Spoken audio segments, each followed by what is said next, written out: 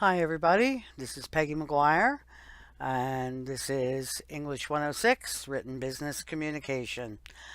So, last time we talked a good deal about the audiences of written business communications.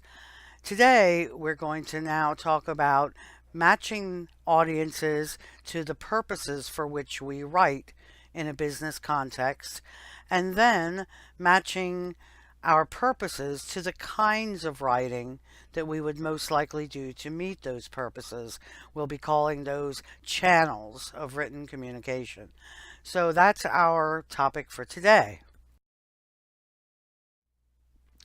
So let's start with the big picture of purposes, why we write in a business context. And we're going to talk about three kinds of writing. First of all, we're going to talk about informative and positive messages. So these are the kinds of messages we write in order to share information or what I'll call good news with an audience. And also to reassure that audience about something. You want the audience to feel good about something, to feel like everything's okay. That's the kind of writing we talk about in positive messaging.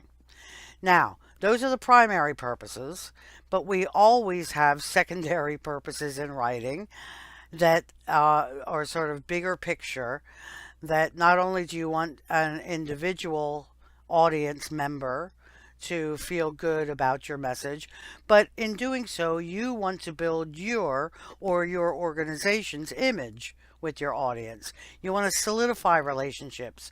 You want to make sure that people have a good feeling about whoever is sending the message, whether it's an individual or you as a representative of an organization. So there's that sort of solidifying of relationships with your audience. But also, as we'll see in a bit, there are sometimes negative information, and in that case, good news kinds of writing de emphasizes any negative information, and most importantly, possibly, to minimize the need for any future written communication on the same topic. Remember that we've talked about the importance of saving your audience time and saving your audience money in a business context.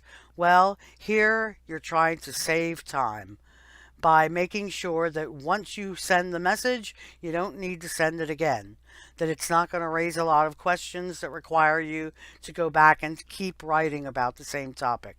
So you really want to write in a way that minimizes your need to have to communicate further in the future on the same topic. Now, as I said, there's also negative messaging, which is informative. So this is where we have to give the audience some kind of bad news as opposed to good news.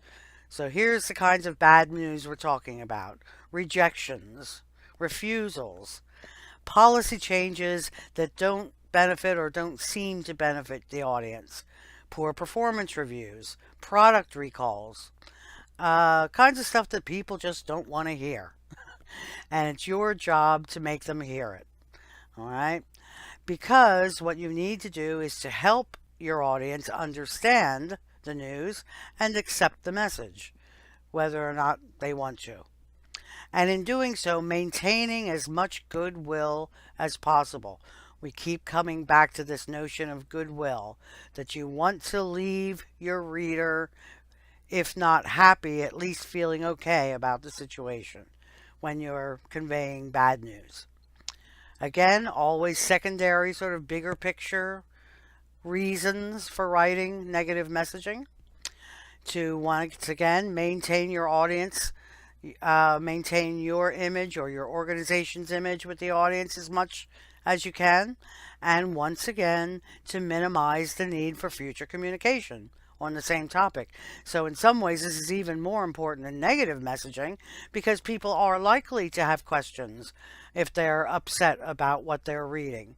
So your job as the writer is to make it as easy as possible for people to understand as much as possible so that you have minimal need to go back and keep writing about the same bad news.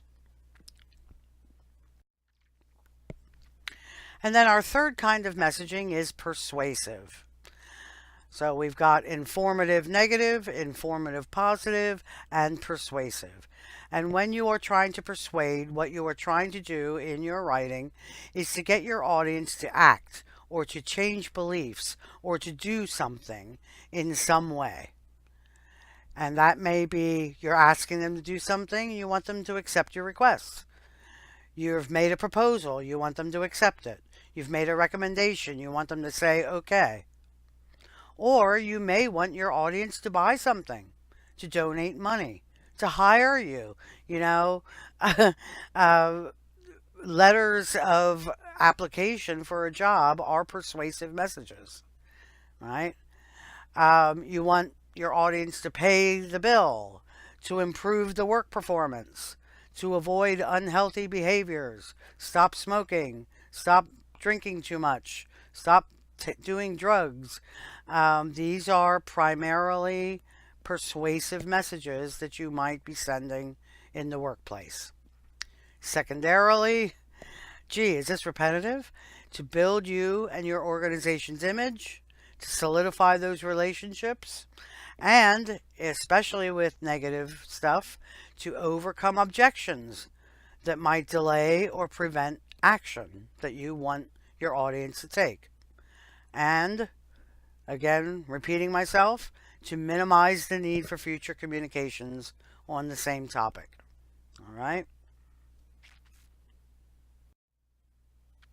Now, we're going to be talking a lot about persuasion in this course, and I want us to look at some special considerations when it is a persuasive purpose that I'm pursuing by writing. First of all, I want to think about what I call the persuasive situation really clearly before I start writing. I want to think and be really clear with myself about what do I want my audience to do. And once I've figured that out, second, what objections might they have to doing it? Because that's going to guide how I write about the topic. And as I'm writing, I'm always thinking, is the argument that I'm making logical? Is it convincing?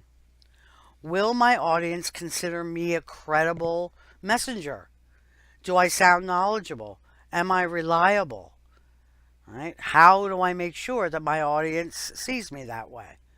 Because it's way more likely that they will do what I want them to do if they think that I am a fair messenger, that I can be trusted. Is it an emotional appeal that I ought to make to my audience in order to help them decide to do what I want them to do? Or what other kind of persuasion will work best in the situation? What are the most likely motivators of this particular audience? Once again, we're talking about purpose, and yet we always come back to audience in this context with these people, in this persuasive situation. What is the best method that I can use to persuade people? That may mean that I need to think beyond individuals to a whole organization or a culture when I'm thinking about what kind of persuasion might work best in that particular organizational context or in this cultural group. How do I find that out? That's a tough one. How do I find out what's going to work best in an organization? Well, I suggest you do, first of all, perhaps most important, observe. Look at people. See what they do. See how they talk. See what they care about. Read an organization's publications. You get a lot of good information about what a whole organization cares about by seeing what it writes about. If you know people within the organization, ask them for their advice.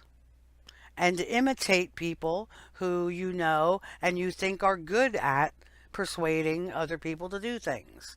So there are lots of ways that if we pay attention, to get a good idea about what might work best to persuade people within an organizational context. All right. Even a national group or a big social organization has information out there that you could look for. So do the research. Find out something about your audience, even if it's people you've never met and may never meet. There are still ways, because there is information out there, to find out what you need to find out. Okay, so do your research. All right, so that's the three big purposes of this kind of information.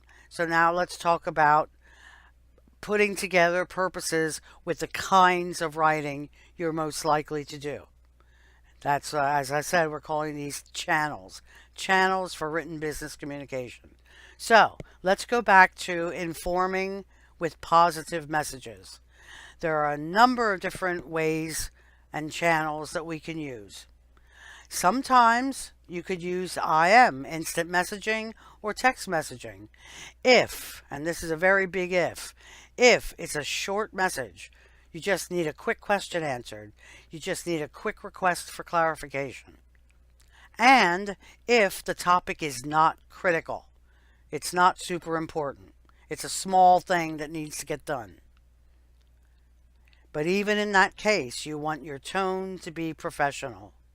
This is not, just because it's short and quick does not mean it's informal. This is still a workplace communication, and it requires a professional tone. Okay? Using wikis to post information for sharing with others. That could be something like a content knowledge database, drafts of working documents for collaborative projects. We do have other channels for sharing working documents, but wikis are one of them. Social media. Is it appropriate to use something like Facebook, Twitter, LinkedIn, blogs to send out positive messages?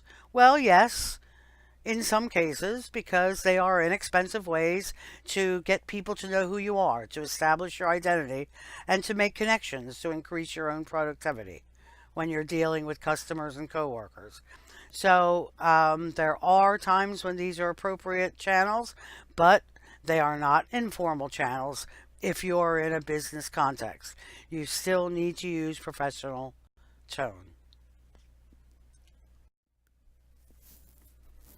Some other channels for positive messaging. Memos. We've already covered memos, and we'll continue to work with memos since they continue to be an important mode of communication. Letters are long, as we will talk about more soon, are longer and more usually external modes of communication with which you can send positive information. And emails, which we've said before, electronic memos are still the most common form of internal business communication. Again, when do you use emails in this way in business writing? If you're accomplishing routine, non-controversial activities. All right, non-controversial. This is not crises.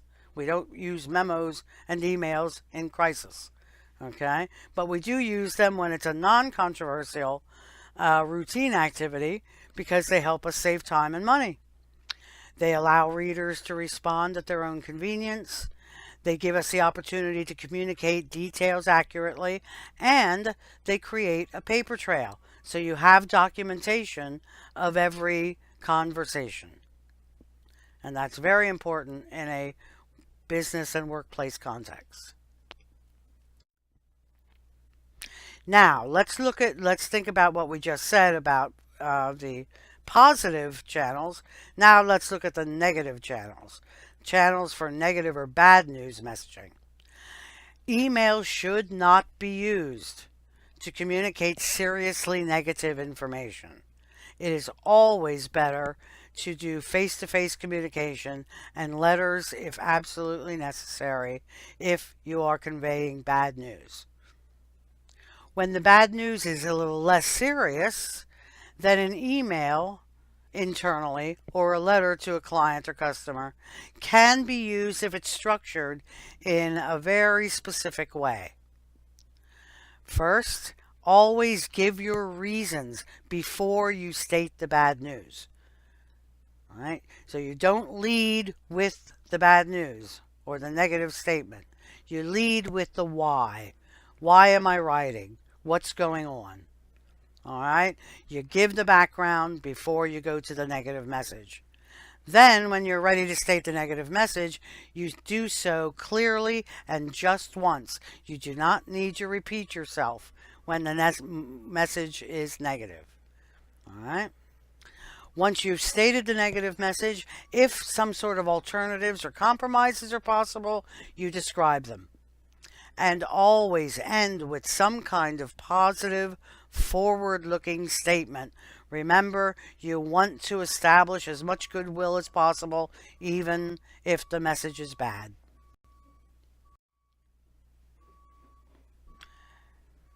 Now, a little more about informing with negative or bad news. And it has to do with who you're communicating with. So your audience, we're looking at audience preference here. If the person you're communicating with is a superior to you, and you have to tell that person something that that person is not going to want to hear, then do so clearly, unemotionally. Describe the problem and how it happened if you're able to do that. Describe options for solving the problem, and then recommend a solution and ask permission to enact it. Since this is your superior, you need to get that person's okay before doing whatever it is you think needs to be done. All right? So you stay professional, you stay clear, you stay succinct, but you say, here's the problem, here's why it's a problem, here are options for solving the problem, and here's what I recommend, and can I go ahead? All right? Now, on the other hand, if the people you are writing to are peers or subordinates, once again, you do clearly and unemotionally describe the problem, but then you go directly to an alternative or a compromise if one is available.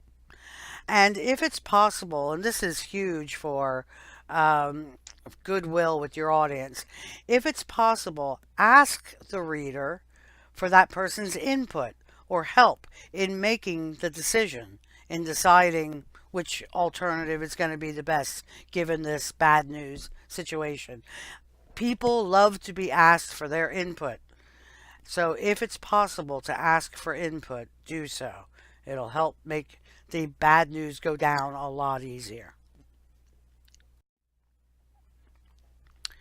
All right, some more key considerations when you're delivering that bad news. You've got a balancing act to do here. You need to be efficient. You need to use your time and your resources as efficiently as possible. So you need to keep that in mind. Yet, at the same time, you also need to be thinking about the potential impact of your message on your audience. If it's bad news, you have to think that people are going to be unhappy. So somehow you need to balance your need to get this done, get it over with your need to pay attention to the reaction of your audience and how to minimize the negative impact. Okay? One of the best ways to do that is to be that honest broker of the information. And that means giving full, complete information to your audience as soon as it's available. If you do that, you build trust with your audience and they're more likely to give you less negative blowback. Okay? And as I said before, another great way to minimize the negative impact on the goodwill is to solicit ideas for solutions from your audience. Okay? Ask for their help in thinking through and deciding what to do, if that's at all possible. Sometimes it's not. Let's be real. Sometimes a decision's already been made and what you're doing is communicating it. So there are times when you're not going to be able to solicit ideas, but if it is possible to do so, by all means do so. Okay, let's look now at what kinds of strategies we use to persuade. We've done the good news, we've done the bad news. Now let's look at persuading. And there are three major ways that we use persuasive writing in a business context. The first is what we call a direct request. Direct requests work best if I think that my audience will pretty much agree with me or pretty much be ready to go along with what I'm asking them to do. So in other words, minimal resistance. They're not going to give me a lot of negative feedback from what I'm asking them to do. All right. Or I need responses only from people who are already likely to do what I ask them to do. All right. So clearly here, the direct request is about me not getting a lot of negative feedback from what I'm asking. And direct requests are important if your audience may not want to read a long message. So think of this especially with your superiors, people who may not have much time to read long messages. So you want to get to the point as quickly as possible with your request. So direct request is usually used if it's going to be sort of easy to get people to do things and they don't want to read too much before they say yes. Here's where we get a little trickier. The second kind of strategy we can use in persuasive writing is what we call problem solving. So problem solving is where, and we talked about this earlier, what problem solving looks like. Well, where I use it most likely is when I think that, yeah, I am going to get some resistance from my audience. They're not going to be particularly happy to do what I asked them to do. All right, so I am going to get some blowback.